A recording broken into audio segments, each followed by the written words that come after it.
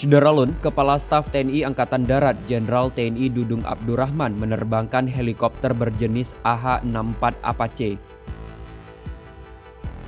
Sekedar informasi, helikopter Apache adalah kendaraan tempur penyerbu atau serang yang dikendalikan dua awak dengan persenjataan utama meriam rantai M230. Momen ini dipublikasikan oleh channel YouTube TNI Angkatan Darat. Dudung mengatakan alasan menerbangkan sendiri alusista TNI Angkatan Darat itu untuk mengetahui permasalahan dan keunggulan kendaraan tempur yang dimiliki saat ini.